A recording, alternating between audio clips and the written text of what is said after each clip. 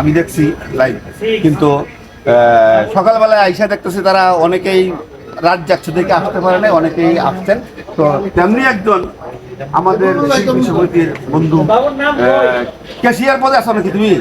Cashier পদে আছে, সে হলো আমাদের কমল পাটেকার, আমাদের প্রিয় ভাই। আমরা একসাথেই আগে ছিলাম, এখন সে বুড়া হয়ে গেছে, আমরা জোয়ান আছি। এজন্য কমল, আসসালামু আলাইকুম। আমি অভিনেতা কমল পাটেকার।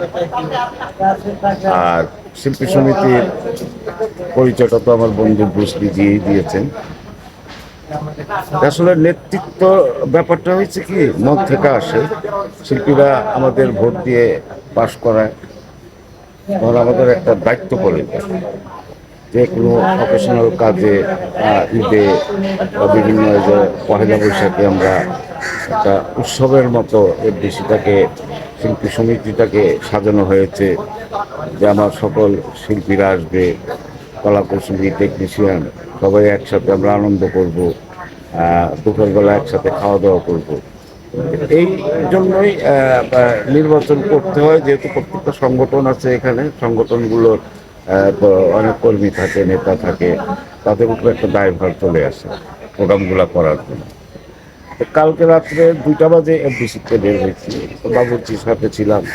তারপরে এই যে এখানে ওই যে 5-6টা খাবারও রেডি আছে, ইনশাল্লাহ জোহরের নামাজের পরেতে খাবার দাবার স্টার্ট হয়ে যাবে। আবার সকাল 9টার ভিতরে চলে আসে। আমাদের শিল্পী সমিতির পক্ষে সবাইকে বলবো শুভ নববর্ষ, এবং আপনারা আমাদের সকল শিল্পীদের জন্য দোয়া করবেন যেন আমরা ভালোভাবে সংগঠনটা চালাতে পারি, আর সবাই একসাথে মিলেমিশে থাকতে পারি। আর চলচ্চিত্র তো এখন সেই ধরনের কাজকাম হয় না, তারপরেও যদি কোনো অনুষ্ঠানে একসাথে মিলিত হইলে ভালো লাগে। এই যে আমরা এই কেবিনে গত রমজান মাসে গোটা মাস আমরা ইফতারের আয়োজন করি, তারপরে আপনাদেরকে ঈদে একটা আনন্দর মতো আমরা পরিবেশ করে আমাদের কিছু শিল্পী আছে তাদেরকে আমরা ঈদ বোনাস দিই। আবার চলে আসলো পয়লা বৈশাখ। পয়লা বৈশাখেও আমরা মোটামুটি একটা অ্যারেঞ্জমেন্ট করছি। তারপরে আবার চলে আসতেছে কোরবানি। আমাদের চিন্তা ভাবনা আছে আমাদের শিল্পীদের নিয়ে, দেখা গেলো 2-3টা গরু কোরবানি দিয়ে একসাথে আমরা খাওয়া দাওয়া করি। বাহ, এগুলা নিয়েই আছি, সংগঠন নিয়ে আছি। সংগঠনটা যেন আমরা সবাই ভালোভাবে চালাতে পারি, এই দোয়াটাও করবেন। শুধু নেতা হয়ে গেলাম, নেতৃত্ব দিলাম, কোনো কাজ হলো না, ওই নেতা হয়ে লাভ নেই। কাজ করতে হবে, নেতৃত্ব হবে।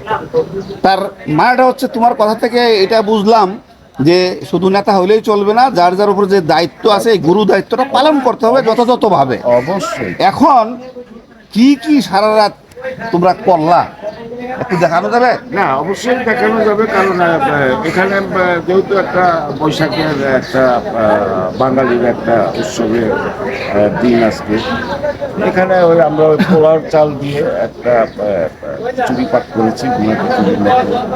তারপরে ডিমের কোরমা করা হচ্ছে, বেগুন ভাজি করা হয়েছে।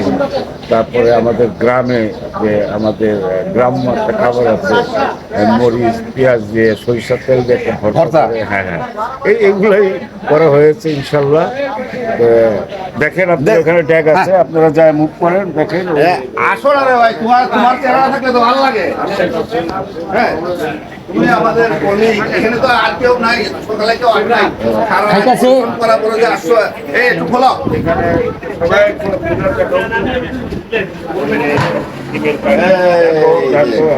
আরো আছে, দেখাও, আরো আছে, ভালো করে দেখাও। বোকা ও রাখো, খিচুড়ি ধরো ওটা।